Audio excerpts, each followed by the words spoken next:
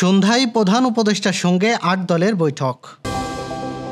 ৩ উপদেষ্টাকে বাদ দিতে বিএনপির লিখিত দাবি।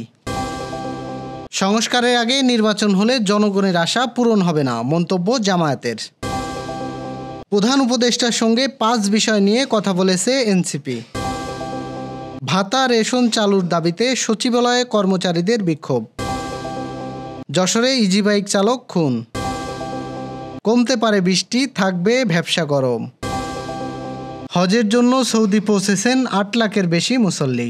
দর্শক, শুনছিলেন দিনের খবরের প্রধান শিরোনাম, এবার বিস্তারিত। তার আগে গ্রামের কাগজের ইউটিউব চ্যানেল সাবস্ক্রাইব করুন এবং সব খবর পেতে ফেসবুক পেজ ফলো করে রাখার পাশাপাশি ওয়েবসাইট ভিজিট করুন। অন্তর্বর্তী সরকারের প্রধান উপদেষ্টা অধ্যাপক ডক্টর মোহাম্মদ ইউনূসের সঙ্গে আজ রোববার সন্ধ্যায় গুরুত্বপূর্ণ বৈঠকে বসবেন দেশটির ৮টি রাজনৈতিক দল ও সংগঠনের শীর্ষ নেতারা। বিশ্লেষকরা বলছেন, বিদ্যমান রাজনীতি পরিস্থিতি এই বৈঠকে বিশেষ ভূমিকা রাখবে।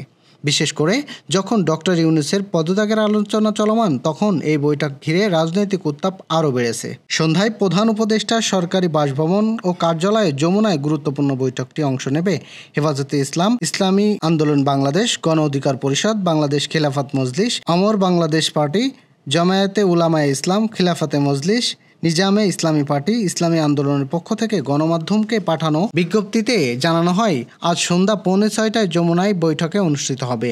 ইসলামী আন্দোলনের আমির চরমোনাই পীর মুফতি সৈয়দ রেজাউল করিম এই বৈঠকে তার প্রতিনিধি হিসাবে অংশ নেবেন। একই সঙ্গে উপস্থিত থাকবেন বাংলাদেশ খিলাফত মজলিস ও Bangladesh party, AB party, Jamiat Ulamaye Islam, খেলাফতে মজলিস, গণ অধিকার পরিষদ, নিজামে ইসলামী পার্টি এবং হেফাজতে ইসলামে বাংলাদেশের শীর্ষ নেতারা। অন্তর্বর্তী সরকারের ৩ জন উপদেষ্টাকে বাদ দেওয়ার জন্য বিএনপির পক্ষ থেকে লিখিতভাবে জানানো হয়েছে। শনিবার রাতে প্রধান উপদেষ্টার বাসভবনে যমুনায় প্রধান উপদেষ্টা অধ্যাপক ডক্টর ইউনূসের সঙ্গে বিএনপির বৈঠক শেষে সাংবাদিকদের একথা জানান বিএনপির স্থায়ী কমিটির সদস্য সালাউদ্দিন আহমেদ। তিনি বলেন, পদত্যাগের ব্যাপারে আমরা লিখিত বক্তব্য দিয়েছি, আগেও জানিয়েছি। নিরাপত্তা উপদেষ্টা এবং আরও 2 জন ছাত্র উপদেষ্টা, যাদের কারণে সরকারের নিরপেক্ষতা ক্ষুণ্ণ হচ্ছে, তাদেরকে বাদ দেওয়ার জন্য আমরা আজকেও লিখিতভাবে জানিয়েছি। এ বিষয়ে সরকারের পক্ষ থেকে কোনো আশ্বাস দেওয়া হয়েছে কিনা সাংবাদিকরা জানতে চাইলে সালাউদ্দিন আহমেদ বলেন, সে বিষয়ে ওনারা দেখবেন, আমরা আমাদের বক্তব্য দিয়েছি। অন্তর্বর্তী সরকারের প্রধান উপদেষ্টা ডক্টর মোহাম্মদ ইউনূসের সঙ্গে বৈঠক শেষে জামাত ইসলামের আমির ডক্টর শফিকুর রহমান বলেছেন, সংস্কারের আগে নির্বাচন হলে জনগণের আশা পূরণ হবে না। শনিবার রাত 9:30টায় প্রধান উপদেষ্টার সরকারি বাসভবন যমুনার সামনে সাংবাদিকদের তিনি এসব কথা জানান। জামায়াতের আমির বলেন, সংস্কার শেষ না করে যদি নির্বাচন হয়, এই নির্বাচন জনগণ তাদের প্রত্যাশা পূরণ করতে পারবে না। আবার সব সংস্কার এখন করাও সম্ভব না। মাত্র 5টা সুনির্দিষ্ট বিষয়ে তারা হাতে নিয়েছেন, এইটুকু নিষ্পত্তি করা দরকার সন্তোষজনকভাবে।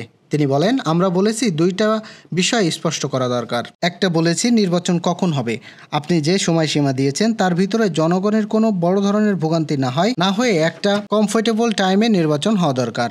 2 নম্বর, আমরা বলেছি নির্বাচনের আগে অবশ্যই সংস্কার এবং বিচারের কিছু দৃশ্যমান প্রক্রিয়া জনগণের সামনে আনতে হবে।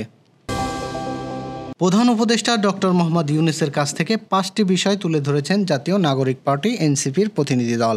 শনিবার রাতে প্রধান উপদেষ্টার সঙ্গে বৈঠক শেষে সংবাদ সম্মেলনে এ তথ্য জানান দলটির আহ্বায়ক নাহিদ ইসলাম। এদিকে সংবাদ সম্মেলনে প্রধান উপদেষ্টার সঙ্গে 5 বিষয় নিয়ে আলোচনার বিষয় থাকলেও বিস্তারিত কোনো তথ্য জানায়নি এনসিপি। নাগরিক পার্টি এনসিপির আহ্বায়ক নাহিদ ইসলাম বলেন, আজকের এই আলোচনা আমরা ডক্টর মোহাম্মদ ইউনূসের প্রতি সমর্থন জানিয়েছি। পাশাপাশি আওয়ামী লীগ নিষিদ্ধের বিষয়ে একটা দাবি ছিল আমাদের, যেটা 30 কার্য দিবসের ভিতরে বাস্তবায়ন হওয়ার কথা ছিল।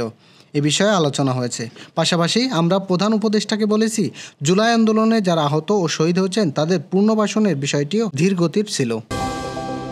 বিবর্তনমূলক কালো আইন বাতিল করা সহ কর্মচারীদের রেশন ও সচিবালয়ে ভাতা চালুর দাবিতে প্রতিবাদ ও বিক্ষোভ মিছিল করেছে বাংলাদেশ সচিবালয় কর্মকর্তা কর্মচারী সংযুক্ত পরিষদ। রোববার সকালে বাংলাদেশ সচিবালয় কর্মকর্তা কর্মচারী সংযুক্ত পরিষদের সভাপতি বদিউল কবির ও মহাসচিব নিজামুদ্দিন আহমেদের নেতৃত্বে প্রতিবাদ ও বিক্ষোভ মিছিল হয়। প্রতিবাদে বিক্ষোভ মিছিলে সভাপতি বদিউল কবির বলেন, সম্প্রতি সরকারি কর্মচারীদের দমন নিপীড়নে যে বিবর্তনমূলক কালো আইন প্রণয়ন করেছে, সে আইন বাতিল করা সহ কর্মচারীদের রেশন ও সচিবালয় ভাতা চালু করতে হবে। এর আগে মিছিলটি পুরো সচিবালয়ের প্রদক্ষিণ করে স্বরাষ্ট্র মন্ত্রণালয়ের সামনে এসে অবস্থান নেয়। বিক্ষোভ অব্যাহত রয়েছে। যশোরের চূড়ামনকাটিতে এক ইজি বাইক চালককে হত্যা করে ইজি বাইক নিয়ে গেছে দুর্বৃত্তরা। পরে তার রক্তাক্ত মরদেহ উদ্ধার করেছে পুলিশ। নিহত ডাবলু যশোর সদর উপজেলার ঝাউদিয়া গ্রামের মৃত আমজাদ হোসেনের ছেলে। পুলিশ ও নিহতর পরিবাররা জানান, ডাবলু পেশায় একজন ইজি বাইক চালক। প্রতিদিনের মতো শনিবার সকালে ইজি বাইক চালাতে বের হন তিনি, কিন্তু সেদিন আর বাড়ি ফেরেননি। সন্ধ্যায় স্থানীয়রা চূড়ামনকাটি বাজার সংলগ্ন ব্রাক অফিসের পাশে রাস্তার ধারে রক্তাক্ত অবস্থায় তার মরদেহ পড়ে থাকতে দেখেন। খবর পেয়ে পুলিশ ঘটনাস্থলে পৌঁছালে লাশ উদ্ধার করে ময়নাতদন্তের জন্য মর্গে পাঠায়। প্রাথমিকভাবে ধারণা করা হচ্ছে ছিনতাইকারীদের হামলার শিকার হয়েছে ডাবলু। দুর্বৃত্তরা তাকে কুপিয়ে হত্যার পর তার ইজি বাইকটা নিয়ে পালিয়ে গেছে বলে সন্দেহ পুলিশের। এ বিষয়ে সাজিয়ালী পুলিশ ফাঁড়ির ইনচার্জ এসআই আব্দুর রব বলেন, এ ঘটনার পাওয়ার সঙ্গে সঙ্গে আমরা ঘটনাস্থলে পৌঁছেছি। ঊর্ধ্বতন কর্মকর্তারাও তদন্তে অংশ নেন। পুলিশের হত্যাকাণ্ডের রহস্য উদ্ঘাটনে কাজ করছে, তবে তদন্ত না শেষ হওয়া পর্যন্ত বিস্তারিত কিছু বলা যাচ্ছে না। খবর পেয়ে পুলিশ ঘটনাস্থলে পৌঁছালে লাশ উদ্ধার করে ময়নাতদন্তের জন্য মর্গে পাঠায়। প্রাথমিকভাবে ধারণা করা হচ্ছে ছিনতাইকারীদের হামলার শিকার হয়েছে ডাবলু। দুর্বৃত্তরা তাকে কুপিয়ে হত্যার পর তার ইজি বাইকটা নিয়ে পালিয়ে গেছে বলে সন্দেহ পুলিশের। এ বিষয়ে সাজিয়ালী পুলিশ ফাঁড়ির ইনচার্জ এসআই আব্দুর রব বলেন, এ ঘটনার পাওয়ার সঙ্গে সঙ্গে আমরা ঘটনাস্থলে পৌঁছেছি। ঊর্ধ্বতন কর্মকর্তারাও তদন্তে অংশ নেন। পুলিশের হত্যাকাণ্ডের রহস্য উদ্ঘাটনে কাজ করছে, তবে তদন্ত না শেষ হওয়া পর্যন্ত বিস্তারিত কিছু বলা যাচ্ছে না। আগের 2 দিনের তুলনায় শুক্রবার দেশ জুড়ে বৃষ্টি কিছুটা কমেছে। আজ রোববারও সেই ধারা অব্যাহত থাকবে বলে আবহাওয়া অধিদপ্তর জানিয়েছেন।